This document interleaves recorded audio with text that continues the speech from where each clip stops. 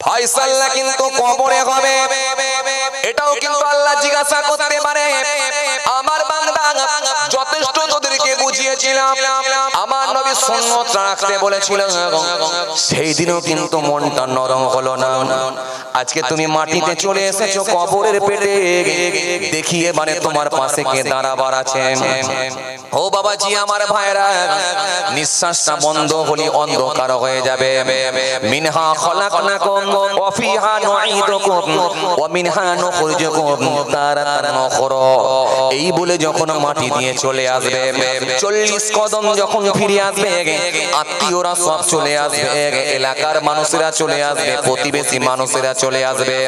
ও বাবাজি আমার ভাইরা, কিতাবের মধ্যে পাওয়া যায় ওই মানুষগুলো যখন কবরবাসীকে দাফন করে চলে আসবে, তাদের পায়ের হাঁটার আওয়াজটা পর্যন্ত ওই কবরবাসী শুনতে পাবে, কিন্তু উঠে আসার কোনো ক্ষমতা হবে না।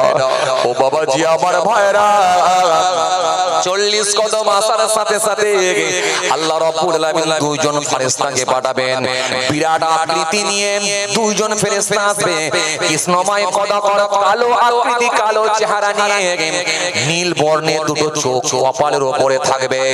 ভয়ঙ্কর আকৃতি নিয়ে, নীল বর্ণের চোখ নিয়ে, কপালে দুটো ভয়ঙ্কর নীল বর্ণের চোখ থাকবে। এই রকম বিকট চেহারা নিয়ে, ভয়ঙ্কর আওয়াজ দিয়ে কবরবাসীর সামনে আসবে। ওই কবরবাসীকে সঙ্গে সঙ্গে জিন্দা করে দেবে। 3টে কোশ্চেন করবে, ঈমানের পাওয়ার থাকলে উত্তর দিতে পারবে, আর ঈমানের পাওয়ার না থাকলে মুখস্থ করে গেলেও কোনো কাজ হবে না, উত্তর দিতে পারবে না। আপনি ইন্দোনেশিয়ার মানুষ হন, প্রশ্ন কিন্তু আরবিতে হবে। আপনি আমেরিকার মানুষ হন, প্রশ্ন কিন্তু আরবিতে হবে। আপনি ব্রিটেনের মানুষ হন, প্রশ্ন কিন্তু আরবিতে হবে। আপনি জার্মানের মানুষ হন, প্রশ্ন কিন্তু আরবিতে হবে। আপনি সৌদি আরবের মানুষ হন, প্রশ্ন কিন্তু আরবিতে হবে। আপনি ভারতের মানুষ হন, প্রশ্ন কিন্তু আরবিতে হবে।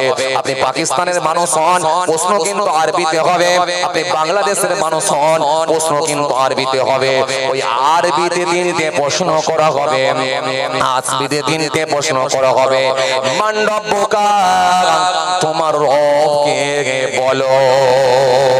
ওই সময় যদি ঈমানের পাওয়ার যদি না থাকে, ঈমানদার লোক যদি না হয়, সেই সময় বলবে আমি কিছু জানি না। উত্তরটাও কিন্তু আরবিতে দেবে। ও বাবাজি আমার ভাইরা, সেই সময়তে যদি না বলতে পারে, আল্লাহর ফেরেশতারা আযাবের ফেরেশতারা শুরু করে দেবে। কিতাবের মধ্যে পাওয়া যায় দুই দিকের কবরটা এমন ছোট হয়ে আসবে।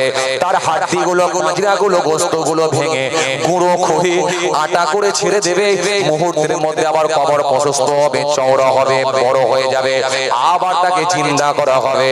কিন্তু মওত এই একবারই হবে, এরপরে আর মওত হবে না। যারা মনে করেন কবরে যাওয়ার পরে এই মাটি হয়ে যাব, গলে যাব, সব শেষ হয়ে যাবে, না না না না না না, এটা ভুল বুঝবেন না।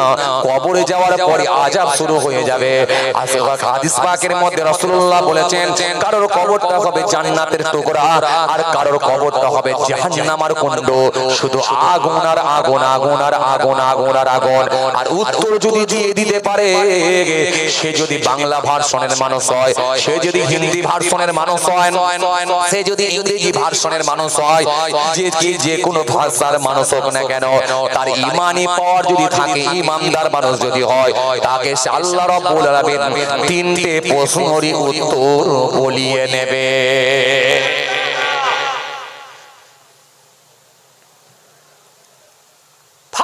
যখন আপনাকে জিন্দা করা হবে, আপনি দেখতে পাবেন আসরের ওয়াক্ত। কি বললাম? আসরের ওয়াক্ত যেন চলে যাচ্ছে, মাগরিব যেন খুব নিকটে। আর ফাঁস ঈমানদার লোক হলে ফাঁস কে ফেরেশতা এসেছে, কে এসে দেখবে না। জিন্দা হওয়ার সাথে সাথে সে যদি নামাজি লোক হয়, আগে সে লোটা খুঁজবে, লোটা, পানির পাত্র, লোটাটা আমার কোথায় গেল, জগটা কোথায় গেল, খরমটা কোথায় গেল, উযু করতে হবে, আসরের নামাজ চলে যাচ্ছে। জলসা শুনবেন না, 30 বছর ওয়াজ শুনলেন, এক ওয়াক্ত নামাজই পড়লেন না, লোটা খুঁজবেন ওখানে? আমি খুব রাগ করে ফেলছি আপনাদের, না রাগ করে ফেলছি কি? বিশ্বাস করেন রাগ হলে আল্লাহর রাস্তে মাফ করবে, বিশ্বাস করেন। আমি কারোর সঙ্গে রাগারাগি নেই, কারোর সঙ্গে আমার মনোমালিন্য নেই, কারোর সঙ্গে আমার কি বলে কারোর সঙ্গে আমার সম্পর্ক খারাপ নেই, কারোর সঙ্গে আমার ঝগড়া নেই, অশান্তি নেই। ভাই আমি দুটো হক কথা একটু কড়া করে বলছি এটাই, যাতে মানুষের অন্তরে লেগে যায়, গেঁথে যায়, যাতে করে মানুষ হেদায়েতের রাস্তায় ফিরে আসে। না হলে শুধু শুধু হাত বুলিয়ে ওয়াজ করে এই সমাজের কোনো উপকার হবে না। হে তরুণিয়া নওজওয়ান যুবকেরা, ইয়া মাই মুরব্বিয়ানিরা, বাবারা শুনে কে দিন জলসা আপনি দেন ভালো, কিন্তু মেনে নেওয়া হলো তার থেকে ভালো। যদি মেনে না নিতে পারেন আপনাকে কৈফিয়ত করা হবে। বলো কেন জলসা শুনলি মানলি না? বরং না শুনলে আপনার বাঁচার লাইন ছিল জানি না। আর 30 বছর ওয়াজ শুনে যদি এক ওয়াক্ত নামাজ না পড়েন, আল্লাহ জিজ্ঞাসা করবে তুই কেন নামাজ পড়লি না? আল্লাহ আপনাকে জিজ্ঞাসা করবে 20 বছর ওয়াজ শুনে তুই কেন বন্ধনের টাকা খেয়েছিলিস, কেন খেয়েছিলিস বল, তুই কি ওয়াজ শুনিস না? তখন কিন্তু আপনি বলতে পারবেন না যে আমি এরকম জলসার মাহফিলে যাই না, এটা কিন্তু বলা যাবে না। তাহলে শুনলেও চাপ, না শুনলেও চাপ। পাশে জলসা হচ্ছে তুই কেন গেলি না, এটাও আল্লাহ বলতে পারে। কেন গেলি না? ওখানে গেলে তো কিছু হেদায়েতের কথা শুনতিস, কেন গেলি না বলতেই পারে। আর শুনে নিয়ে যদি না মানা হয়, তাহলে আল্লাহ আপনাকে আবার বলবে কেন মানলি না। তাহলে না মানলেও কিন্তু চাপ। তাহলে যাবার কোন রাস্তা, যাবার কোন পথ, কথা বলছেন না কেন? যাবার কোন পথ, যাবার কোন রাস্তা নাই। যদি মৃত্যু না থাকতো তাহলে আমি আপনাদের বলতাম কিছুই লাগবে না। যেহেতু মৃত্যু সামনে আছে তার মানে সবই লাগবে। অন্তত কিছুটা হলে আল্লাহর সন্তুষ্টির জন্য ভালো কাজ করে নেও। মাধ্যমিক পরীক্ষা দেবে, একেবারে যেন মাধ্যমিক পরীক্ষাটা সাদা খাতা রেখে দিয়ে চলে শোনাম। অন্তত যেমন পারবে কিছুটা হলো অন্তত পড়ে প্রিপারেশন নিয়ে যাও। অন্তত সাদা খাতা, ফাঁকা খাতা রেখো না, কিছুটা হলেও লেখার চেষ্টা করে এসো। কেননা আমরা ভালো স্টুডেন্ট নয়। ভালো স্টুডেন্ট যারা হয়েছিলেন, ভালো নাম্বার পেয়েছে, আমরা খুব একটা ভালো স্টুডেন্ট নয়।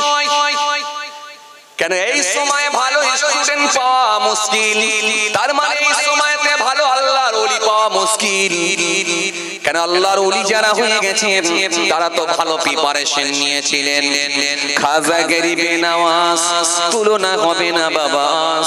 হযরত মুজাদ্দিদ আল-ফিসানি যিনাকে আল্লাহ করেছিলেন সোনার খনি, জামিরউদ্দিন চাটগামী, সানাউল্লাহ পানিপতি, বড় পীর আব্দুল কাদের জিলানী, যিনার তুলনা হবে না কখনই।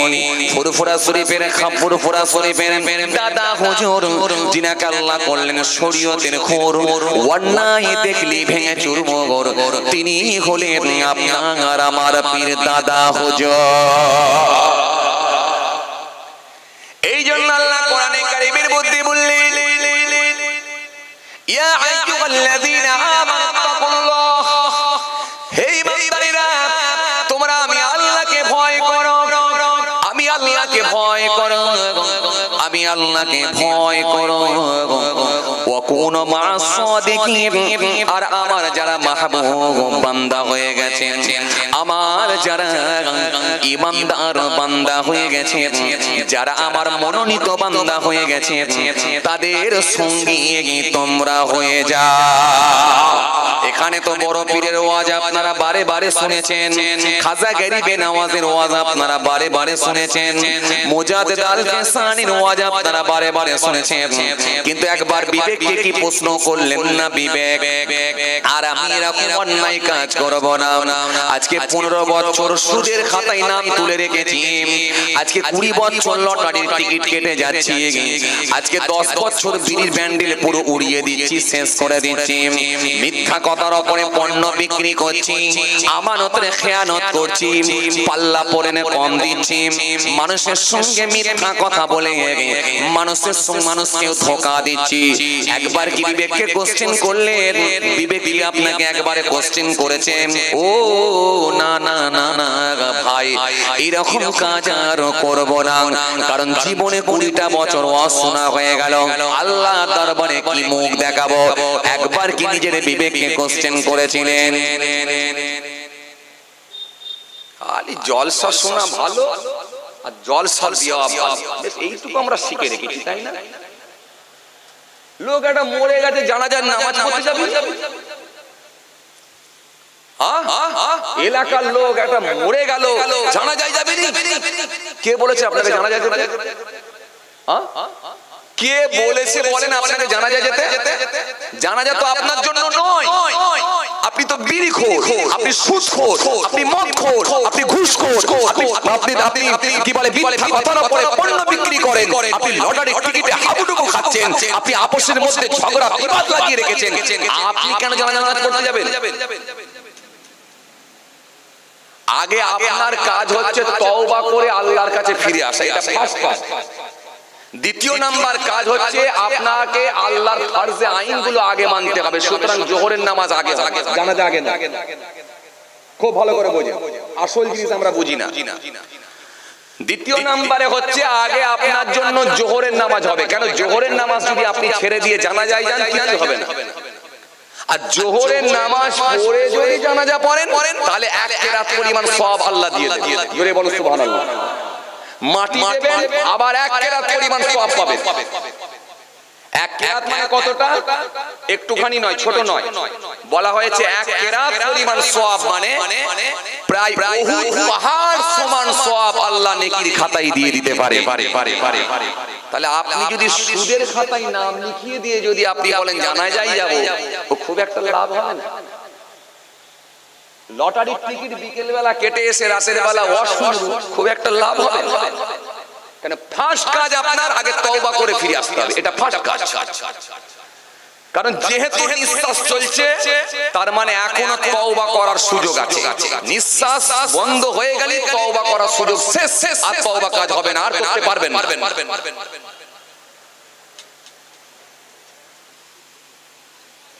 ভাইরা আমার, বন্ধুরা আমার, ভাইজান ভালো করে শুনে রেখে দেন, খুব একটা সহজ ব্যাপার নয়, কিন্তু এই ধর্মটা কিন্তু যতটা সহজ ততটাই কঠিন। যতটা সহজ ততটাই কঠিন, আল্লাহর আইন যতটা সহজ ততটাই কঠিন। যদি কোনো ব্যক্তি আমার আল্লাহর কাছে তওবা করে কেঁদে কেঁদে মাফ চেয়ে নিতে পারে, আল্লাহ ইচ্ছা করলে তাকে মাফ করে দিয়ে দিলে যদি দেন, তার জন্য খুব সহজ হয়ে যাবে। জোরে বলবেন না? খুব সহজ হয়ে যাবে।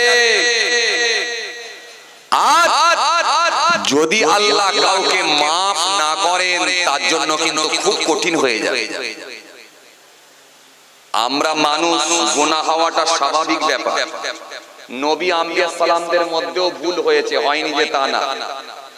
দাউদ হযরত আদম আসলামকে আল্লাহ রাব্বুল আলামিন বলেছিলেন তুমি জান্নাতে থাকো, জান্নাতে থাকো, জান্নাতের মধ্যে থাকো, আরাম আয়েশ করো, সব পাবে, তবে ওই গাছের নিকটে যেন যেও না। আপনারা জানেন নবীদের একটা ভুলের কারণে আল্লাহ ছাড়ে না, কারণ নবীদেরকে আল্লাহ খুব বেশি ভালোবাসেন, খুব বেশি ভালোবাসেন।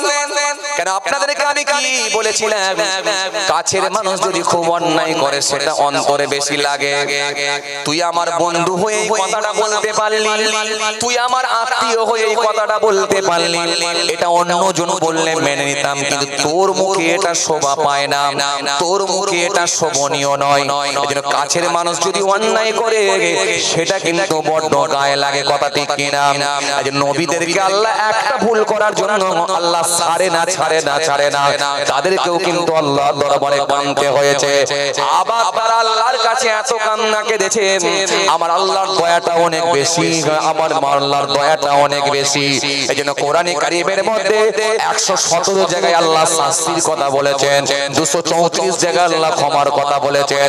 শাস্তি আল্লাহ যা রেখেছেন, ক্ষমা কিন্তু তার বান্দা বান্দীদের জন্য সর্বসময় ডবল করে দিয়েছেন। এজন্য তার দয়াটা অনেক বেশি, মায়াটা অনেক বেশি। এই জন্য বান্দা যখন চোখের পানি ছেড়ে কেঁদে কেঁদে আল্লাহর কাছে ফিরে আসবে, আমার আল্লাহ সহ্য করতে পারে না, তার জীবনে জিন্দেগির পূর্বের গুনাহগুলোকে মাফ করে দেয়।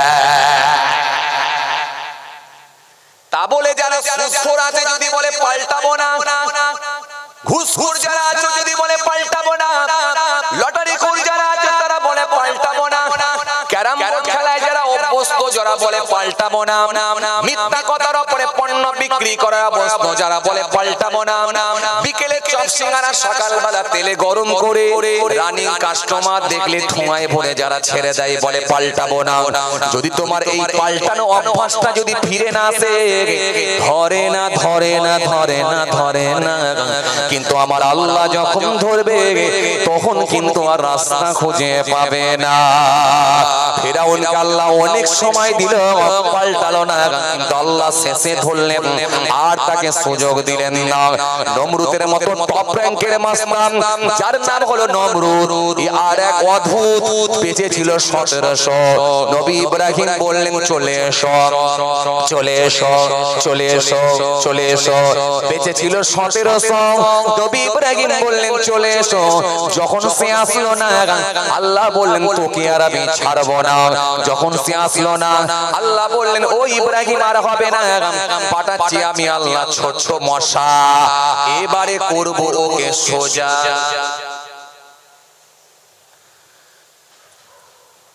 হায়াতটা কিন্তু কম দেননি, 1700 বছর পেয়েছি। মনে হচ্ছে কি খুব কম? আরে কথা বলেন না কেন আপনারা? মনে হচ্ছে কি খুব কম? আপনি কদিন হায়াত পাচ্ছেন, আমরা কদিন পাবো? 50 বছর, 60 বছর, 70 বছর, 80 বছর, খুব জোর হলে 80। এই বুড়ো লোকগুলো যারা আছে হয়তো 78, 70, 75 যারা গেছে, আর যদি আর আল্লাহ কিছুদিন দেয়, যদি 80 হয়তো কষ্ট ঠেলে গুজে যদি 80 পার করে, যারা বুড়ো হয়েছে, হে যুবক ছেলেরা, আমরা আর মনে হবে না কি জানিনি আল্লাহ। কিন্তু এই বুড়োগুলো যারা এখনো 70, 75, 80 এর কাছাকাছি পৌঁছেছে, অনেকে আবার 80 টপকেও দিয়েছে, আল্লাহ শুকর করেন যে আল্লাহ অনেক লম্বা হায়াত। তাহলে 80 বছর, এই 80 বছরে আপনি যদি বলেন আমি সুদখোর থাকবো, ঘুষখোর থাকবো, মিথ্যেবাদী থাকবো, চিটিংবাজ থাকবো, ধাপ্পাবাজ থাকবো, প্রতারক থাকবো, লোকের মাল আত্মসাৎ করে নেব, আমানতের খেয়ানত করব, মানুষের জমিকে বর্গা করে খাবো, যদি 80 বছরে এত পাকামো করেন, তাহলে আমার আল্লাহ নমরুদকে 1700 বছর হায়াত দিল, তাহলে নিজেকে কেন খোদা বলবে না? আমার কথা কি কিছু বুঝতে পারছেন? খুব ঠান্ডা বেড়ে না বুঝবেন, ওয়াজ হচ্ছে বুঝে নেওয়ার জিনিস। দুটো কাহিনী শুনলেই যে ওয়াজ হয়ে যাবে এমনটা না, বিশ্বাস করেন আমার পকেটে অনেক কাহিনী আছে। আমি যদি এক্ষুনি নমরুদের কাহিনী ধরি, এক্ষুনি 1.5 ঘন্টা শেষ করে দেবো। ফেরাউন আর মুসা নবীর যদি কাহিনী ধরি, এক্ষুনি শেষ করে দেবো। ইউনূস নবীর যদি কাহিনী ধরি, এক্ষুনি 1.5 ঘন্টা শেষ করব। কিন্তু কাহিনী দিয়ে আপনাদের উপকার হবে না। উপকারে যদি আসতে হয় কোরআন হাদিস শুনে, মূল জায়গাগুলো দিয়ে মানুষকে বুঝিয়ে কিছু সংস্কারমূলক আলোচনা করে মানুষকে হেদায়েতের দিকে ফিরে আসা, এতেই হবে ইনশাআল্লাহ কাজ। তাহলে 80 বছরে যদি আপনি এমন পাকামো করেন, নিজেকে নেতা বলছেন, দাদা বলছেন, আপনার উপরে কেউ কথা বলতে পারে না, অথচ আপনি একবারে মস্ত বড় সুদখোর, লোকের জমি বর্গা করে খাচ্ছেন, আর আপনি কি বলে আঙ্গুলের ইশারায় কত লোকের বাড়ি ভেঙে দিয়েছেন, আঙ্গুলের ইশারায় কত লোকের দোকানের শাটার গেট বন্ধ করে দিয়েছেন, আঙ্গুলের ইশারায় কত লোকের জমিকে বর্গা করে রেখে দিয়েছেন, এত মস্তানিটা কিসের? 80 বছরে এত মাস্তানি, 70 বছরে এত মাস্তানি, তাহলে নমরুদকে আল্লাহ লম্বা হায়াত দিলেন, 1700 বছর পেল। 100 বছর, 200 বছর, 300 বছর করে বলেন বলেন বলেন 1700 বছর, তার মানে 1700 বছর। তার মানে সে মাস্তানি করতে করতে করতে করতে করতে করতে করতে করতে করতে করতে এমন জায়গায় পৌঁছালো, শেষে বলছে আমি হলাম খোদা, আমি হলাম রব। জোরে বলুন নাউজুবিল্লাহ মিন যালিক। আমি হলাম আল্লাহ, নাউজুবিল্লাহ মিন যালিক। শেষে আমি হলাম রব। আল্লাহ কোরআনের মধ্যে বলেছেন, আপনি পড়ে দেখেন, ألم تر إلى الذي حاج إبراهيم في ربه أن آتاه الله الملك إذ قال إبراهيم ربي الذي يحيي ويميت قال أنا أحيي وأميت قال إبراهيم فإن الله يأتي بالشمس من المشرق فأت بها من المغرب فبهت الذي كفر الله لا يهدي القوم الظالمين। আপনি পড়ে দেখুন, পেয়ে যাবেন আপনি। তাহলে বক্তৃতা আমার এটাই, আমি বুঝাতে চাইছি আপনাদেরকে এটাই যে আল্লাহর কাছে ফিরে এসো, ঘাটে তোমাকে আসতেই হবে যেখানেই থাকো। অত বড় মাস্তান যে নিজেকে খোদা বলে দাবি করলো, আল্লাহ তাকে মারলেন ছোট্ট মশা দিয়ে। মারেননি? নমরুদকে মশা দিয়ে মারেননি? মশা দিয়ে মারলেন। আচ্ছা, আল্লাহ ইচ্ছা করলে বাঘ দিয়ে মারতে পারতেন না? বড় একটা টাইগারকে যদি হুকুম করতেন, এ বাঘ, আফ্রিকা জঙ্গলে যে টাইগার গুলো আছে, আপনারা তো অনেক সময় চিড়িয়াখানা তো দেখে এসেছেন, আমিও দেখেছি। চিড়িয়াখানা গেছেন কোনোদিন আপনারা? আরে কথা বলেন না কেন? ভাই, এই ভিতরে ভালো করে টিউবলাইট লাগিয়ে দেবেন, এরপর থেকে মোটামুটি গোটা 20টা টিউবলাইট দেবেন, যেন ঘুম ঘুম ভাব না আসে। একদম এই নাইট লাইট দিয়া হয়ে যেত, চোখ বন্ধ করে দিচ্ছে, তবে জেগে আছে। এই আপনারা জেগে আছেন তো? মাশাআল্লাহ মাশাআল্লাহ। আমি দেখতে পাচ্ছি জেগে আছে না চোখ বন্ধ করে আছে, আবার আমি বুঝতে পারছি যে আসেন ভালো করে শোনেন, খুব ঠান্ডা বেরোচ্ছে।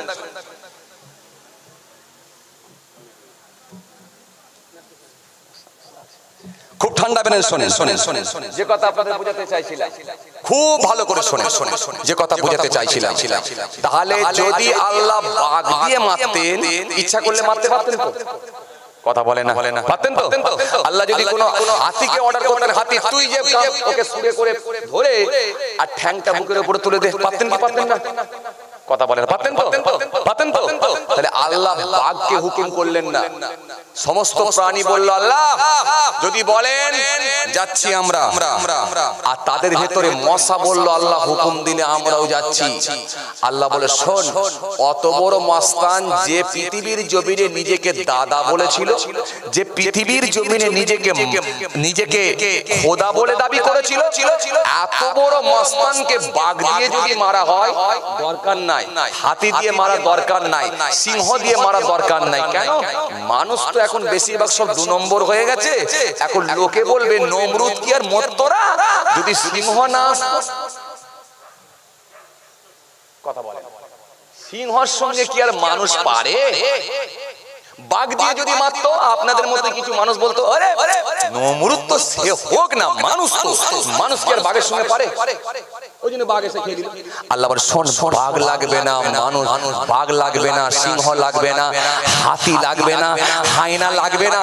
অত বড় মাস্তান যে আমাকে মারবে বলে উঠেছিল, অত বড় মাস্তান যে খোদা বলে দাবি করেছিল, তাকে আমি আল্লাহ পৃথিবীর জমিনে দৃষ্টান্ত স্বরূপ দেখিয়ে দিতে চাই যে এত বড় মাস্তানকে আমি আল্লাহ, ছোট্ট একটা মশাই আমার কাছে যথেষ্ট। জোরে বলবেন না? ছোট্ট মশা, দুর্বল একটা মশা পাঠালো। নমরুদের সেনা বাহিনী সব কামান রেডি করেছে, সবকিছু রেডি আছে, একেবারে ঢাল রেডি আছে। আল্লাহর সৈন্যদের সঙ্গে যুদ্ধ হবে।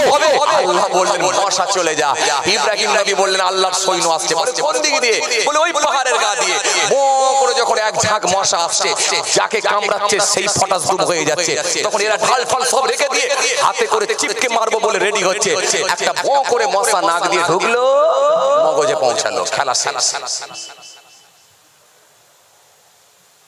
তাহলে আমি আপনাদের বুঝাতে চাইছি এটা যে 1700 বছর মাস্তানি করলো, সে রিহাই পেল না, আর আপনি 80 বছর মাস্তানি করে রিহাই পেয়ে যাবেন।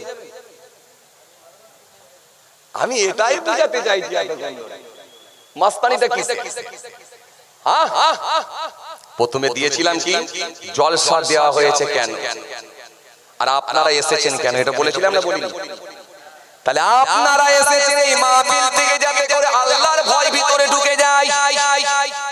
এই মাহফিল থেকে যাদের মুখে এখনো দাড়ি নাই, ও বাবাজি 80 বছর বয়স হয়ে গেছে, একটা কেউ বলতে পারবে 70 বছর বয়স হয়ে গেছে, একটা কি কেউ বলতে পারবে নবীর মহব্বতে রাসূলুল্লাহকে রাজি করার জন্য আল্লাহর ভয় ভিতরে ঢুকিয়ে ইনশাআল্লাহ আমি হাত তুলে বলছি ইনশাআল্লাহ আমি দাড়িটা রাখবো।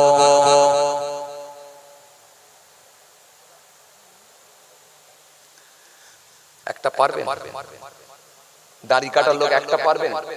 এতক্ষণ আমি বুঝিয়েছি, অনেক বুঝিয়েছি, অযথা বুঝিয়ে দেওয়ার জিনিস। এবারে কতটা আপনি লাইনে এসেছেন এবার দেখে নেওয়ার জিনিস। পারবেন? একটা দাড়িওয়ালা দাড়ি কাটার লোক বলতে পারবেন যে ইনশাআল্লাহ আমি দাড়ি রাখবো? মাশাআল্লাহ, দেখেন একটা হয়েছে। আর একটা পারবেন? আর একটা পারবেন ইনশাআল্লাহ আমি দাড়ি রাখবো? আর একটা পারবেন? পারবেন ইনশাআল্লাহ? পারবেন ইনশাআল্লাহ? পারবেন? আর একটা পারবেন? আমি দোয়া করব, দোয়া করব, বিননগর পীর সাহেবের পোতা ছোট হুজুর কেবলার নাতি, আমি দোয়া করে যাব, দোয়া করে যাব। জবরদস্ত আল্লাহর ওলি ছিলেন আমার দাদুজান হুজুর কেবলা। জি জি জি, হিন্দু মুসলিম যাকে জিজ্ঞাসা করবেন সব বলবে পীরনগর হুজুর কেবলা কত বড় আল্লাহর ওলি ছিলেন, আহলে বায়াতের খানদান ছিলেন। সে আল্লাহর ওলির পৌত্র, রক্ত শরীরে বইছে। বাবাজি দোয়া করব। আর একটা পারবেন ইনশাআল্লাহ দাড়ি রাখবো? পারবেন? 60 বছর পার হয়ে গেল তো আবার কি? আবার কি পারবেন? ইনশাআল্লাহ আর একটা পেয়েছি, ইনশাআল্লাহ দুটো পেয়েছি। তাকবীর, নারে তাকবীর, আর জোরে নারে তাকবীর, আর জোরে নারে তাকবীর, আওয়াজ দেন না নারে তাকবীর। দুটো পেয়েছি। আর একটা পারবেন? আল্লাহর রাস্তায় আর একটা পারবেন? দেখুন আল্লাহর ফেরেশতারা কিন্তু লিখে নিচ্ছে, লিখে নিচ্ছে। আমি কিন্তু আপনাদেরকে জোর করতে আসিনি। কে হাত তুললো আর কে তুললো না ফায়সালা কবরে হবে। আজকে দেখেন দুটো দাড়িওয়ালা হবে ইনশাআল্লাহ ওয়াদা দিয়েছে। আমি চেয়েছিলাম 3টে নেব, আর একটা কি কেউ নেই? মাশাআল্লাহ মাশাআল্লাহ, বলতে না বলতে আর একটা। আচ্ছা যাক, বলেছি আলহামদুলিল্লাহ। হ্যাঁ গা, আর একটা কেউ নেই? আর একটা নেই? আর একটা নেই? আর একটা নেই? দাড়িটা রাখতে বলছি কেন জানেন? এটা এমন একটা সুন্নত, ফাউল হওয়ার কোনো ভয় নেই। ফাউল আপনারা বোঝেন? আরে কথা বলে না, ফাউল হওয়া বোঝেন? মাঝে মাঝে রেফারি দেখেছেন বাঁশি মারে, কি হলো কি হলো? একটা ক্ষমতাবান প্লেয়ার ছিল, সে একটু ঠেলা মেরে দিয়েছে, কাঁচার খেয়ে গেছে। ওই যে রেফারি বাঁশি মেরে বলল ফাউল। বেশি কথা বলতে গেলে একটা হলদে কালারের কার্ড দেখাবে, আর তার উপরে কথা বললে আবার লাল কালারের কার্ড দেখিয়ে ঘর থেকে বার করে দেবে, যা বাইরে চলে যাবে। তাহলে ফাউল। দাড়িটা আপনাকে রাখতে বলছি এই কারণে, ফাউল হওয়ার কোনো ভয় নেই। কেন? অনেক সুন্নত আছে, মাঝে মাঝে ফাউল হয়ে যায়। কথা বলে না, মাঝে মাঝে ফাউল হয়ে যায়। মিষ্টি খাওয়াটাও সুন্নত, আবার মাঝে মাঝে ভুলে গেলে সুন্নত ফসকে যায়, ফাউল। কদু খাওয়াটাও সুন্নত, মাঝে মাঝে ভুলে গেলে ফাউল হয়ে যায়, সুন্নত ফসকে গেল। গাঁটের উপরে পরনের কাপড় তুলে পরা, এটাও পরা সুন্নত, আবার ভুলে গেলে নিচে নেমে গেল, ফাউল হয়ে গেল। আর আপনি যখন ডান দিক দিয়ে হাতের জামাটা ডান দিক দিয়ে লাগাবেন, পরনের কাপড় ডান দিক দিয়ে পাটা ঢোকাবেন। আল্লাহ নবী বলেন ইযা লাবিসা কামিসান বাদান বিমা ইয়াবিনিহি। আল্লাহ নবী প্রত্যেকদিন আল্লাহ নবী যখন পরনের কাপড় গায়ে জামা পড়তেন তো ডান দিক দিয়ে শুরু করতেন। আপনি যদি বলেন আমিও ডান দিক দিয়ে শুরু করব, আমিও পরনের কাপড় ডান দিক দিয়ে পরব, যদি এই নিয়েতে আপনি ডান দিকের পা ডান দিকের হাত ঢোকান, এটাও একটা সুন্নত হবে। কিন্তু টোটো এসে গেছে, অটো এসে গেছে, বাস দাঁড়িয়ে আছে, তাড়াহুড়ো করে যখন কোটটা পড়তে গেলেন, তাড়াহুড়ো করে যখন পরনের কাপড়টা পড়তে গেলেন, ভুলে গিয়ে ডান দিক না ঢুকিয়ে বাঁ দিক ঢোকালেন। বাসে উঠে মনে পড়লো যা বাঁ দিক হলো কি কি ডান দিক হলো ভুলে গেলাম, তাহলে বাঁ দিক হয়ে গেল। এই বাঁ দিক দিয়ে ঢুকলেন মানে এটা ফাউল হয়ে গেল। তার মানে আপাতত সুন্নত আজকে আর হলো না। তার মানে এরকম অনেক সুন্নত আছে, মাঝে মাঝে হয়, মাঝে মাঝে মিস যায়। আর কিন্তু এই একটা এমন সুন্নত, রাসূল বলছেন এই সুন্নতের গুরুত্বটা অনেক বেশি, অনেক বেশি, অনেক বেশি। আল্লাহ নবী বলেছেন, সুন্দর করে বলেছেন, মান তামাসসাকা বিসুন্নাতিন দা ফাসাদি উম্মাত ফালাহু আজরু মিয়াত শাহীদ। আখেরি জামানায় যদি একটা সুন্নতকে আমল করে যায়, আমি রাসূল বলছি 100টা শহীদের থেকে বেশি সওয়াব পাবে। শহীদ কাকে বলে? আল্লাহর জন্য যারা নিজেদের জীবনকে বিসর্জন দিয়েছে, আল্লাহর জন্য যারা নিজেদের জীবনকে কুরবান করে দিয়েছে, আল্লাহর রাস্তায় যারা নিজেদের জীবনকে বিসর্জন দিয়েছে, বিলিয়ে দিয়েছে, এই মওতটা হলো শহীদি মওত। আর সেই রাসূলুল্লাহ বলছে একটা সুন্নত আমল করলে, আমি রাসূল বলছি 100টা সওয়াবের থেকে, 100টা শহীদের থেকে বেশি সওয়াব পেয়ে যাবে। কেন? এই দাড়িটা এমন একটা সুন্নত, এটা রাখলে ফাউল হবে না। আপনি যখন মুখে সুন্নতি দাড়ি রাখবেন, আপনি যদি বলেন আজকে বিকেলে লটারি টিকিট কাটবো, তখন যদি বলেন এই দাড়িটাকে ঘরে খুলে রেখে দিয়ে যাব, রাখতে পারবেন?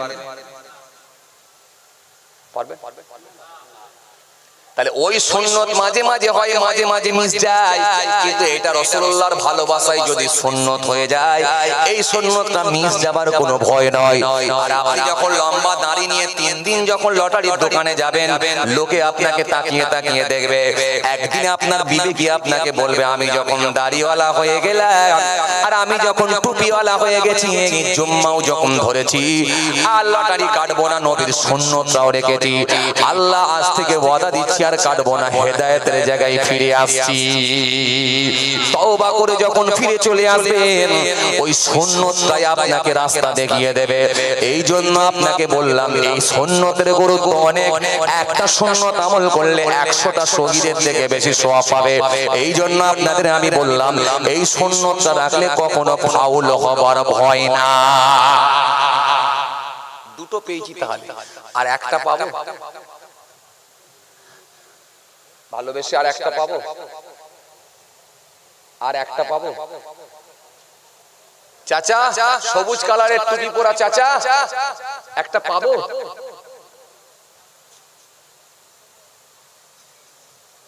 বলছি একটা পাবো? পাবো একটা?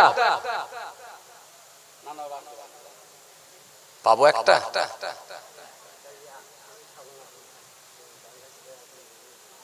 পাবো একটা?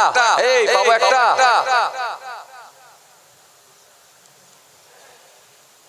কেউ চাচা বললে অসুবিধা আছে? ও চাচা, বলছি কেউ যদি চাচা বলে সমস্যা আছে? সমস্যা নেই? তাহলে আবার চিন্তা কি আছে? লোকে দাঁড়িয়ে রাখতে চায় না, কেউ চাচা বলবে বলে, তাই তো নাকি? চাচা বলে বলি তো, তাহলে অন্য কিছু কারণ?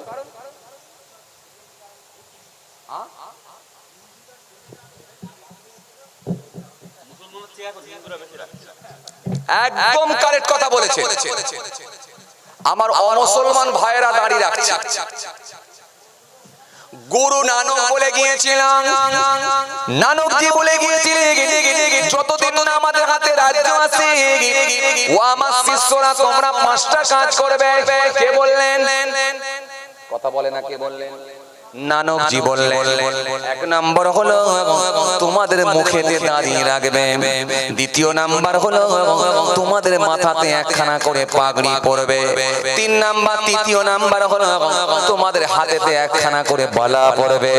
গুরু নানকের শিষ্যদেরকে 5টা বলেছিলেন, তার মধ্যে 3টে হলো এক্সটার্নাল, এই এক্সটার্নাল 3টে, আর 2টো ইন্টারনাল।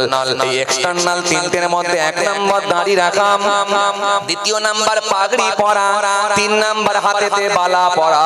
গুরু নানকের শিষ্যদেরকে ওসিয়ত করলেন। শিষ্যরা বললেন, গুরু আপনার কথা মানব, এই জন্য আমরা দেখতে পাই বাস চালাচ্ছে, এত বড় দাড়ি খান্ডেস পড়ে আছে, হাতে পাগড়ি পড়ে আছে, মাথায় পাগড়ি দেওয়া আছে, হাতেতে বালা পড়ে আছে। ট্রেন চালাচ্ছে, এত বড় দাড়ি, মাথায় পাগড়ি, হাতেতে বালা পড়ে আছে। এলাকায় যখন বড় বড় 14 চাকা 18 চাকা লরিগুলো ঢোকে, আপনারা দেখেছেন খান্ডেস পরে মুখে দাঁড়িয়ে রেখে রেখে ও বাবাজি মাথায় পাগড়ি পরে হাতে বালা পরে দেখলেই আমরা বুঝতে পারি এটা হলো পাঞ্জাবি ড্রাইভার। কত সুন্দর কাটালো দেখলি গাড়িটা। তখন একটা ছেলে বলছে পাঞ্জাবি ড্রাইভাররা যে আলাদা হয় রে। তাহলে গুরু নানকের শিষ্য হয়ে ট্রেন চালায়, বাস চালায়, দাঁড়িয়ে রেখে মাথায় পাগড়ি পরে হাতে বালা পরে। শুধু তাই নয়, শুধু তাই নয়, শুধু তাই নয়, ভারতের একজন বিখ্যাত ক্রিকেটার নাম হলো তার হরভজন সিং। এই হরভজন সিং তিনিও মুখে দাঁড়িয়ে রেখে মাথায় পাগড়ি পরে হাতে বালা পরে ভারতের একজন বিখ্যাত ক্রিকেটার। সারা শুধু ভারতবর্ষ নয়, সারা পৃথিবীর কম বেশি বিভিন্ন কান্ট্রি, বিভিন্ন দেশের মানুষ যাকে চেনে তিনি হলেন হরভজন সিং, একজন ক্রিকেটার। শুধু তাই নয়, আপনাদের জানা আছে পাঞ্জাবের একজন বিখ্যাত ক্রিকেটার আছে যার নাম হলো হারমিত সিং। এই হারমিত সিং তিনিও মুখে দাঁড়িয়ে রেখে মাথায় পাগড়ি পরে হাতে বালা পরে গুরু নানকের শিষ্য হলেন। শুধু তাই নয়, আপনাদের জানা আছে ঝাড়খণ্ডের যিনি প্রাক্তন যিনি মুখ্যমন্ত্রী ছিলেন যার নাম হলো শিবু সোরেন। শিবু সোরেন মুখে দাঁড়িয়ে রেখে মাথায় পাগড়ি পরে হাতে বালা পরে গুরু নানকের শিষ্য হয়ে নানকজির কথা মেনেছিলেন। শুধু তাই নয়, আপনাদের জানা আছে ভারতের যিনি প্রাক্তন যিনি প্রধানমন্ত্রী ছিলেন যার নাম হলো মনমোহন সিং। মনমোহন সিং 130 কোটি মানুষের প্রধানমন্ত্রী হয়ে তিনিও মুখে দাঁড়িয়ে রেখে মাথায় পাগড়ি পরে হাতে বালা পরে গুরু নানকের শিষ্য হয়ে নানকজির কথা মেনে নিয়ে দেখিয়ে দিলেন। 130 কোটি মানুষের প্রধানমন্ত্রী হয়ে তিনি যদি দাঁড়িয়ে লাগতে লজ্জা না পায়, আর আপনি সামান্য চায়ের দোকান চালাতে গিয়ে নবীর সুন্নত রাখলে বড় লজ্জা লাগে। ভাই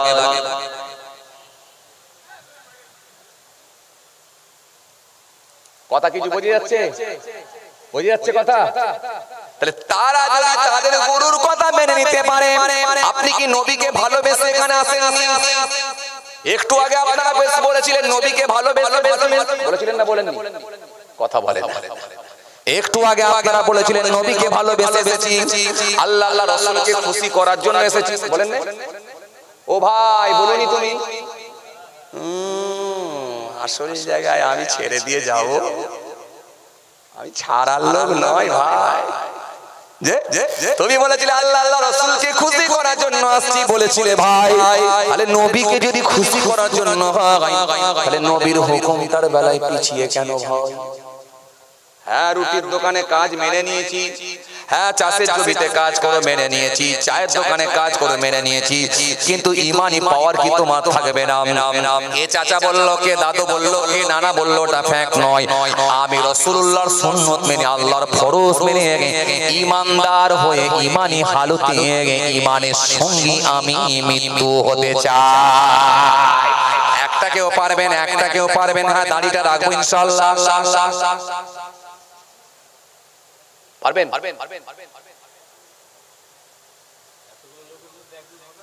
দুটো হয়েছিল, আর একটা হবে না? তিনটে চেয়েছি, দুটো হয়েছে, আর একটা চেয়েছি, হবে না? নেই। আল্লাহ রাব্বুল আলামিন কোরআনে কারীমের মধ্যে আবার আয়াত দিলেন, খাতামাল্লাহু আলা কুলুবিহিম ওয়া আলা সামিহিম ওয়া আলা আবসারিহিম গিশাওয়া ওয়া লাহুম আযাবুন আযীম। আল্লাহ স্পষ্ট ঘোষণা দিয়ে বললেন, খাতামাল্লাহু আলা কুলুবিহিম ওয়া আলা সামিহিম ওয়া আলা আবসারিহিম গিশাওয়া ওয়া লাহুম আযাবুন আযীম। আল্লাহ বলেছে মানুষের ভেতরে এমন কিছু মানুষ আছে যাদের অন্তরে মোহর মেরে দেওয়া হয়েছে, যাদের অন্তরে সিল মেরে দেওয়া হয়েছে। খাতামাল্লাহু আলা কুলুবিহিম ওয়া আলা সামিহিম, তাদের শ্রবণ যন্ত্রের উপর গিশাওয়াতান, শ্রবণ যন্ত্রের উপর, ওয়া আলা সামিহিম ওয়া আলা আবসারিহিম, তাদের দর্শন যন্ত্রের উপর গিশাওয়াতান, পর্দা লাগিয়ে দেওয়া হয়েছে। চোখের উপরে পর্দা লাগানো হয়েছে, কানের উপরে পর্দা লাগানো হয়েছে, তাদের অন্তরে মোহর মেরে দেওয়া হয়েছে। আল্লাহ বলে শুনেও তারা শুনবে না, দেখেও তারা দেখবে না, জেনেও তারা জানবে না, বুঝেও তারা বুঝবে না। আমি আল্লাহ বলছি কি খাতামাল্লাহু আল্লাহু আলা কুলুবিহিম ওয়া আলা সামইহিম ওয়া আলা আবসারিহিম গিশাওয়া ওয়া লাহুম আযাবুন আযীম। তারাই হলো জাহান্নামী, তাদের জন্য রয়েছে কঠিন কঠিন ভয়ঙ্কর আযাব। শুনেও শুনবে না, দেখো দেখবে না, জেনেও জেনবে না, বুঝেও বুঝবে না। 30 বছর ওয়াজ শুনবে কিন্তু মুখে দাড়ি ফুটবে না, 18 বছর ওয়াজ শুনবে কিন্তু এক ওয়াক্ত নামাজ পড়বে না। আল্লাহ বলছে তাদের অন্তরে মোহর মেরে দেওয়া হয়েছে। ও বাবাজি আমার ভাইরা, ফিরে এসো ভাই, ফিরে এসো ভাই। আল্লাহ বলে দিয়েছেন স্পষ্ট, ওই দলের অন্তর্ভুক্ত তোমরা হয়েছিও না। নবীর নকশায় ফিরে এসো, আল্লাহ নবীর সুন্নতটা মানো, আল্লাহর ফরজটা মানো, 5 ওয়াক্ত নামাজি হয়ে যাও, নামাজি হয়ে যাও, দাড়িওয়ালা হয়ে যাও। আল্লাহ ইহকালে শান্তি দেবেন, পরকালটাও আল্লাহ আরামের জায়গা করে দেবে। আপনারা কি রাগ করছেন আমার উপরে? জোরে বলেন, রাগ করছেন? মা বকে তার বাচ্চাকে কেন বলেন তো? নিশ্চয়ই ভালোর জন্যই বলে, ভালোর জন্যই বলে, খারাপ লাগার কিছু নেই। আপনি নিজে বাড়িতে গিয়ে বিবেককে কোশ্চেন করবেন যে ঠিক বলেছিল না ভুল বলেছিল। বিবেক যদি বলে না ওটা ভুল বলেছে, আমি আপনাদেরকে বলছি মানবেন না, আমি বলে দিচ্ছি মানবেন না। আর বাড়িতে শুয়ে শুয়ে খুব ঠান্ডা বেড়ে নিজের বিবেককে কোশ্চেন করবেন। বিবেক যদি বলে ঠিক বলেছে, তখন একটু বিবেচনা করে দেখবেন, তাহলে মেনে নেওয়া দরকার। কিচ্ছু নেই, কিচ্ছু নেই, বিশ্বাস করেন। আজকে আমাকে একজন শোনাচ্ছিলেন, হুজুর কিচ্ছু হয় না, কিচ্ছু হয় না। তাজা লোক, তরতাজা লোক, বাড়িতে এসে বসলো, খালি বললো একটু পানি খাওয়া। পানিটা খেলো আর শুয়ে পড়লো, মরে গেল। মরে গেল। কোন সময় নিঃশ্বাস বন্ধ হয়ে যাবে, তওবা করার সময়টাও কিন্তু আর পাওয়া যাবে। যারা মরে গেছে আর তাদের কোনো সুযোগ নেই। বেঁচে আছি মানে, বেঁচে আছেন মানে এখনো পর্যন্ত সুযোগ আছে। ভাইরা আমার, দুটো আমি পেয়েছিলাম, বড় ইচ্ছা পোষণ করেছিলাম যে 3টে নেবো, আর একটা কি পাবনি? তাহলে যদি না পাই কথাটা আমি উইথড্র করে নেবো, আমি তুলে নেবো, প্রত্যাহার করে নেবো। আর একটা কি পাবো না? আল্লাহর রাস্তায় একটা পাবো না? সেদিনে এক জায়গায় হাত তুলতে বলেছিলাম, 15 জন লোক ওয়াদা দিয়েছিল। আজকে আমি 3টে চেয়েছি। এই লাল জামার পেছনে সাদা জামা ভাই, সাদা জামা চাচা, ইনশাআল্লাহ হবে কি? নেই, আর একটা নেই, আর একটা নেই ইনশাআল্লাহ।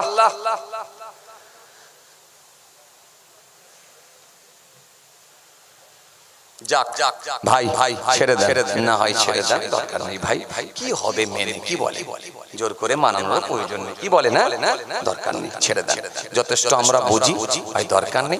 ভালো লাগলে নেবেন, না ভালো লাগলে ছাড়বেন। গোর গোর খবর হবে, গোর গোর সওয়াল হবে, যে যার আর কবরে তাকে জবাব দিতে হবে। ওখানে কেউ কিন্তু কারোর কাছে আসবে না। যাই হোক, মাশাআল্লাহ আজকে আমি দুটো পেয়েছি, দাড়িওয়ালা পেয়েছি। আল্লাহর কাছে দোয়া করব, আল্লাহ কবুল করে নেন। আল্লাহ এই দুইজনকে নামাজি বানিয়ে দেন, আল্লাহ রোজাদার বানিয়ে দেন, দিনদার বানিয়ে দেন, পরেজগার বানিয়ে দেন, আল্লাহ খোদাভীরু বানিয়ে দেন, আল্লাহ ঈমানদার করে দেন।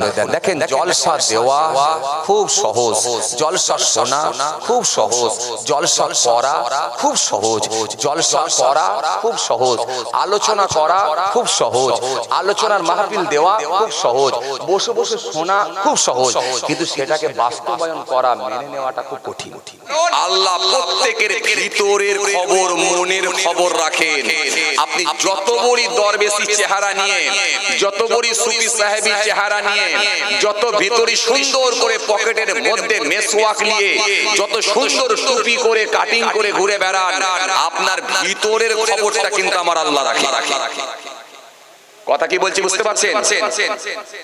কথা কি বলছি বুঝতে পারছেন? আমার দিকে তাকান। তাহলে ভিতরের খবর আল্লাহ রাখে, বাইরের খবর না। নাহনু আকরাবু ইলাইহি মিন হাবলিল ওয়ারিদ। বান্দা, তোদের গর্দানের রগের থেকে আমি আল্লাহ আরো কাছে আছি, আমি আল্লাহ আরো কাছে আছি। তোদের গর্দানের রগের থেকে আমি আল্লাহ আরো কাছে আছি। বান্দা, তোমরা যেদিকেই তাকাও না কেন, সব দিকের মালিক আমি আল্লাহ। আরো জোরে হয় না? তাহলে ভিতরের খবর রাখে কে? আল্লাহ। আল্লাহ যখন বুঝতে পারলেন, আল্লাহ যখন দেখলেন যে না ইবলিসের ভেতরে কোনো ত্রুটি নেই, সব ঠিক আছে, কিন্তু গোলমাল একটাই, তার ভেতরে হিংসা আর অহমিকা ঢুকে আছে। এই জন্য আল্লাহ বলে এই তুই আদমকে সিজদা কর। তখন বললাম আমি আদমকে তো সিজদা করব না, আমি আপনাকে করতে রাজি, কিন্তু আদমকে না। কারণ আদম হলো মাটির তৈরি আর আমি হলাম আগুনের তৈরি। আগুনের ধর্ম উপর দিকে ওঠা, মাটির ধর্ম নিচের দিকে নামা। সুতরাং তার থেকে আমি উঁচু স্তরের ব্যক্তি। সুতরাং উঁচু তলার ব্যক্তি নিচে তলার মানুষকে কখনো সিজদা করতে পারে না। যুক্তি খাটালো। আল্লাহ বলে সব যুক্তি ভুক্তি আমার কাছে চলবে না, আমার হুকুম মানা মানে আমাকে মানে। সুতরাং তুই সিজদা করবি কি করবি না বল। যখন বললাম চিন্তা করব না, আল্লাহ বলে বেরিয়ে যা, ফাখরো দূর হয়ে যা, বেরিয়ে যা, বের করে দিলে চলে যা। কারণ ওর ভেতরে ছিল কি? হিংসা। আর আল্লাহ কোরআনের ভেতরে বললেন কি ওয়াদ্দা কাসীরুম মিন আহলিল কিতাব লাউ ইয়ারুদ্দুনাকুম মিন বা'দি ঈমানিকুম কুফার হাসাদাম মিন ইনদি আনফুসিহিম মিন বা'দি মা তাবাyyana লাহুমুল হক ফাআফু ওয়াসফাহু হাত্তা ইয়াতিল্লাহু বিআমরিহি ইন্নাল্লাহা আলা কুল্লি শাইইন কাদির। আল্লাহ কোরআনের মধ্যে আবার বললেন ওয়ামিন শাররি হাসিদিন ইযা হাসাদ। কোরআনে একাধিক জায়গায় আল্লাহ আয়াত দিয়েছেন। চলুন আমি অত দূরে যাচ্ছি না। তাহলে ভিতরের খবরটা আল্লাহ রেখেছিলেন বলি তাকে বললেন সিজদা কর। জানে ও করবে না, আর না করলে ওকে বের করে দেবো, কোনো স্থান না। কারণ আমার হুকুম মানতে হবে। তাহলে আল্লাহ ভিতরের খবর রাখে, বোঝা যাচ্ছে তো? তাহলে ইবলিসের মধ্যে সব ছিল, কিন্তু সে আল্লাহকে সিজদা না করার জন্যই আল্লাহ বের করলো। তাহলে ইবলিসের ইবাদত তো কম নয়, কিন্তু আল্লাহর আইনটা তাহলে কত কঠিন দেখেন। আল্লাহ বলেন না, কোনো কম্প্রোমাইজ নয়, কোনো কম্প্রোমাইজ নয়। তুমি আমাকে মানুনি বলে এক্ষুনি বেরিয়ে যাও, কোনো কম্প্রোমাইজ নয়, কোনো অজুহাত নয়, কোনো তোমার সঙ্গে অ্যাডজাস্ট নয়, বেরিয়ে যাও। ইবাদত কম ছিল, কথা বলে না, ইবাদত কম ছিল না, কিন্তু আল্লাহ বলেন না আমি মানবো না, বেরিয়ে যাও। বেরিয়ে গেল। তখন যাওয়ার সময় বলছে আল্লাহ চলে তো যাব, কিন্তু এতদিন যে ইবাদত করলাম কিছুই পাবো না। আল্লাহ মানে জান্নাতটা খালি দেবেন। তোর ইবাদত করেছিস, নিশ্চয়ই তোর কিছু প্রাপ্য আছে, কিছু পানেওয়ালা, অবশ্যই তোর কিছু পাওয়া দরকার, নিশ্চয়ই তুই কিছু পাওনাদার, তোকে আমি দেবো, কিন্তু জান্নাত দুগুনি কি নিবি বল। বলল তাহলে ইবলিস শয়তানও তো খতরনাক জিনিস ছিল। ইবলিস বলল তাহলে হায়াতটা লম্বা করেন, কিয়ামত পর্যন্ত বাঁচবো, এক নাম্বার মেনে নিলাম। আর কি নিবি বল? আর একটা কি নিবি? মানুষকে এমন ভাবে আমি কুপ্রচনায় ফেলে মানুষকে পাপ কাজের সঙ্গে সম্পৃক্ত করব, মানুষ যাতে বুঝবে না, তার খালি ব্রেনটাকে ওয়াশ করব, শিরায় শিরায় ঘুরে বেড়াবো, লোকে কিন্তু আমাকে দেখতেও পাবে না, বুঝতেও পারবে না। আমি জোর করে কিন্তু তাকে সিনেমা হলে নিয়ে যাব না, আমি খালি তাকে চায়ের দোকানে গিয়ে একটা পোস্টার দেখাবো, দেখিয়ে বলবো শাহরুখ খানের জওয়ানটা খুব ভালো চলছে, একবার দেখে আয়। আমার কথা মনে বুঝতে পারছেন না? বুঝতে পারছেন? এই বয়স্ক লোকেরা সব বুঝতে পারবেন না, কারণ আপনারা অফলাইনের লোক, ধরে নেওয়ার চেষ্টা করবেন। অনলাইনের লোক যারা আছে এরা সব ভালো বুঝবে। আমি খালি বলবো শাহরুখ খানের জওয়ানটা একবার দেখা, একবার দেখা। আল্লাহ আমি হাত ধরে টানবো নি, হাড় ধাক্কা দিয়েও নিয়েও যাবো নি, দড়ি দিয়েও মারবো নি, খালি বলবো একবার দেখা। তার ব্রেনটাকে এমন করে ওয়াশ করে দেবো ও দেখতে পাবে না। ওই যে দেখতে যাবে ওটাই তার সর্বনাশ। এইভাবে আপনার বান্দা বান্দীকে জাহান্নামে ঢোকাবো। আপনি যেমন আমার সঙ্গে চ্যালেঞ্জ করলেন জান্নাত দেবেন না, আমিও চ্যালেঞ্জ করছি একটাকেও জান্নাতে যেতে দেবো না। যখন বলেছে একটাকেও জান্নাতে যেতে দেবো না, আল্লাহ বলে এত বড় তোর আসপর্দা। হে তরুণিয়া নওজোয়ান যুবকেরা, ইয়া আমার মুরব্বিয়ানেরা, বাবারা শুনে কে দিন, বাবারা চিনিয়ে দিন বাবা। আমার আল্লাহ সেই সময় বললেন, ওরে ইবলিস শুনে রাখ, জেনে রাখ, তুই যখন আমার সঙ্গে চ্যালেঞ্জ গ্রহণ করলি, আমি আল্লাহ চ্যালেঞ্জ গ্রহণ করতে রাজি হয়ে গেলাম।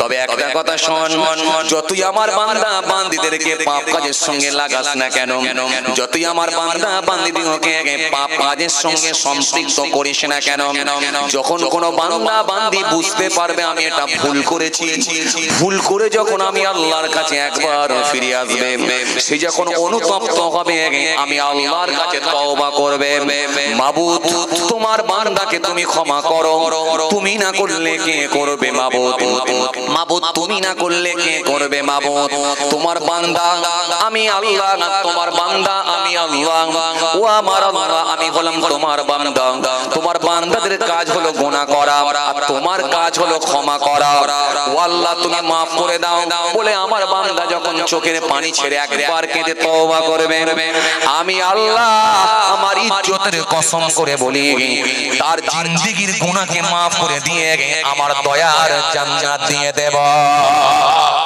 আরো জোরে বলে, আরো জোরে বলে। কথা কিছু বোঝা গেল? তাহলে আইনও খুব কড়া আর দয়াও কিন্তু অনেক বেশি। সিস্টেমের মধ্যে যদি কেউ চলে যায় দয়া অনেক বেশি। 12 বছর জিনা করেছিল, 12 বছর জিনা করার পর আপনাদের জানা আছে কুকুর কূপের মুখে গিয়ে খালি পানি পানি করে জিভটা বার করে দিয়ে হাঁপাচ্ছিল। মেয়েটি তখন দেখলো খুব পানির তেষ্টা পেয়েছে, পিপাসা পেয়েছে, সঙ্গে সঙ্গে কোন রকমে কূপের মধ্য থেকে একটু মজা ভিজিয়ে পানি তুলে কুকুরের মুখটাকে দিল। আল্লাহ বলে আহ কত ভালো লাগলো, তুই যে জানোয়ারের উপর দয়া করলি, চল তোর পেছনের ফুলের 12 বছরের সমস্ত গুনাহকে মাফ করে দিয়ে আমি আল্লাহ জান্নাত দিয়ে দিয়েছি। জোরে বলতে পারেন না? তাহলে দয়া অনেক বেশি তো। আরে কথা বলেন না কেন? দয়া অনেক বেশি তো, দয়া অনেক বেশি তো। আরে কথা বলছেন না কেন? দয়া অনেক বেশি তো, দয়াটা অনেক বেশি। জি বিশাল হাফি ছোট একটা ভালো কাজ করলেন, কি বেশি নয়, একটা ভালো কাজ করে ফেলেছিলেন। মস্ত বড় মাতাল রাস্তা দিয়ে যাচ্ছেন, যেতে যেতে দেখলেন যে আল্লাহর নাম, পবিত্র নাম পড়ে আছে। আল্লাহর নাম পড়ে থাকবে, আমি তো মুসলমানের বাচ্চা হতে পারি, মাতাল হতে পারি, কিন্তু মুসলমানের বাচ্চা। তখনও পর্যন্ত তার সেন্স ঠিক আছে। কাগজের টুকরোটা তুলে চুমা খেলেন, পকেটে রাখলেন, পরে সেটাকে মাদুরির মধ্যে ভরে গলায় ঝুলিয়ে দিলেন আল্লাহর নাম। আল্লাহ বলে এই যে কাজটা আমাকে খুব ভালো লেগে গেল। আল্লাহ পুরো পিছনের সমস্ত গুনাহকে মাফ করে হাসান বসরি রাহমাতুল্লাহ আলাইহিকে আল্লাহ ইলহাম দ্বারা জানিয়ে দিয়ে বললেন যাও বহুদিন জিকির করে তুমি আমার আল্লাহর, তুমি আমার মাহবুব বান্দা হয়েছো, ওলি আল্লাহদের খাতায় তোমার নাম লিখেছি। আর আজকে বিশাল ছোট একটা ভালো কাজ করে সবকিছু আমি আল্লাহ গুনাহ তার মাফ করে দিয়ে তাকে ওলি আল্লাহদের খাতায় নাম তুলে দিয়েছি। জোরে বলবেন না? যাও তাকে সুসংবাদটা দিয়ে দাও, দিয়ে আর তাকে কলেমা পড়িয়ে দাও।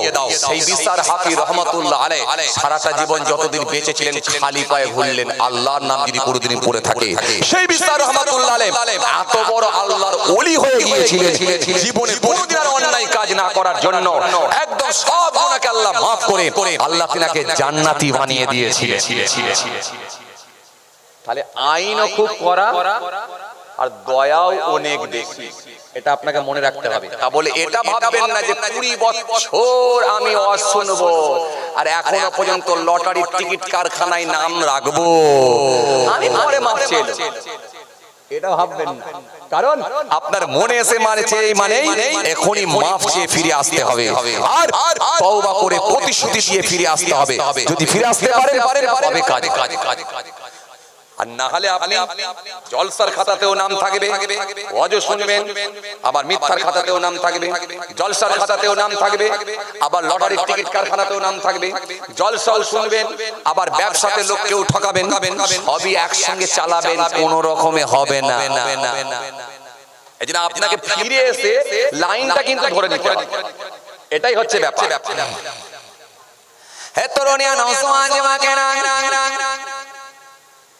হে আমার মুরব্বিয়ানেরা, বাবারা শুনে কে দিন বাবারা জেনে কে দিন বাবা যখন আপনি ফিরে আসতে পারবেন আমার আল্লাহর কাছে যখন একবার তওবা করবেন আমার আল্লাহ এত খুশি হয়ে যায় এত রাজি হয়ে যায় আমার আল্লাহ আপনার জীবনে জিন্দেগির গুনাহগুলোকে maaf করে দিয়ে ওলি আল্লাহদের খাতাতে আপনার নামটাকে আল্লাহ লিখে দেবে এই জন্য আমার আল্লাহ সুন্দর করে বললেন অকুন মা সাদিকিন সত্যবাদীদের সঙ্গী হয়ে যা যারা আমার মাহবুব বান্দা হয়ে গেছেন যারা আমার ওলি বান্দা হয়ে গেছে তাদের সঙ্গী তোমরা হয়ে যাও কারণ আমার আল্লাহ কাউকে ছাড়ে না গো হযরত আদম আসলাম যখন ওই ফলটা খেয়ে দিয়েছিলেন কোন বর্ণনায় পাওয়া যায় 300 বছর আদম আসলাম কেঁদেছিলেন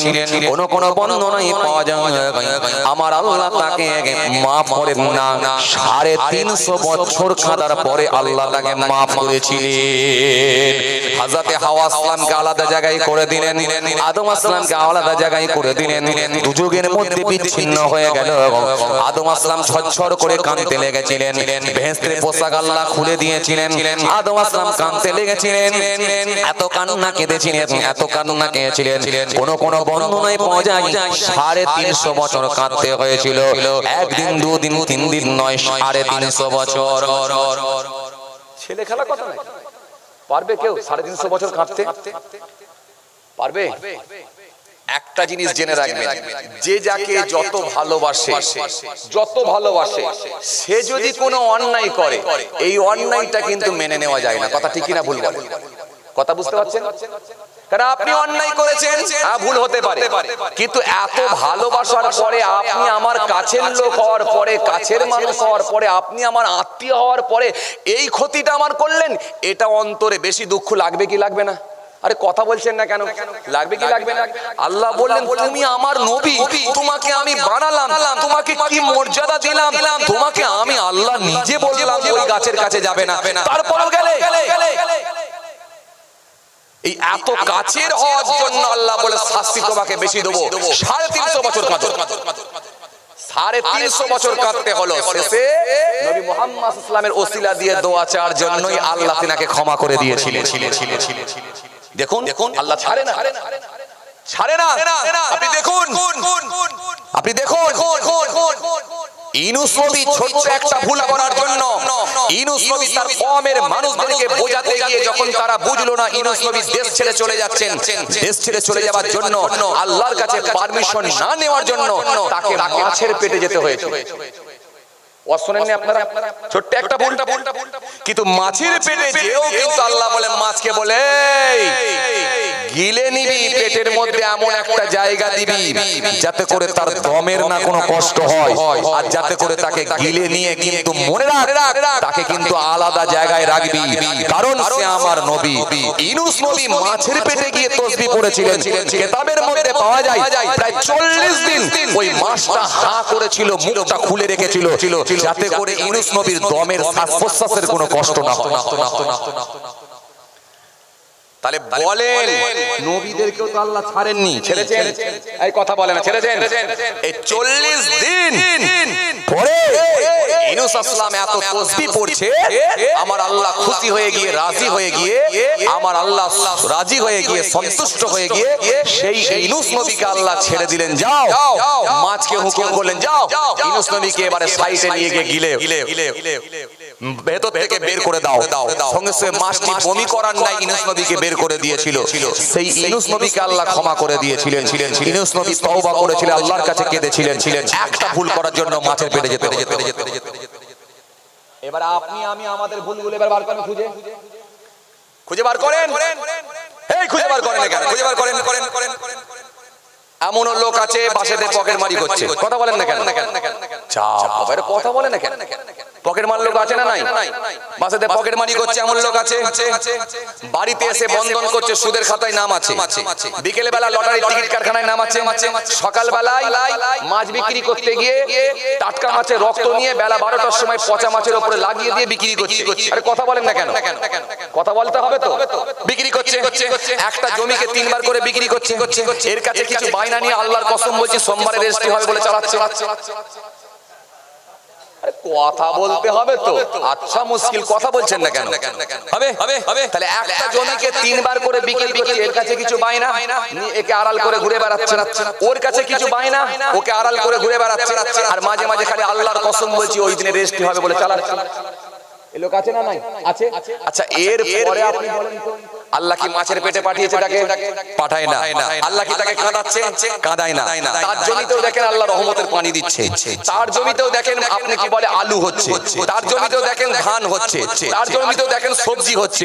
তার ছেলেরাও দেখেন আরামের সঙ্গে জীবন যাপন করছে। সব ঠিক আছে, সেও দেখেন মোটরসাইকেল চাপে আরামের সঙ্গে বাল তবিয়তে ঘুরে বেড়াচ্ছে। তাকে আল্লাহ ইষ্টকেও মারে না, কিচ্ছু হয় না, সব ঠিক রেখেছে। তা বলে আপনি কি ভাবছেন ওকে কি ছেড়ে দিয়েছে? ছাড়ে না। আল্লাহ ধরে না, ধরলে কিন্তু ছাড়ে না। কারণ আল্লাহর দয়াটা অনেক বেশি, বান্দাকে সময় দেয় বেশি, যাতে করে বান্দা নিজের পাপটাকে মনে করে চলে আসতে পারে তাড়াতাড়ি।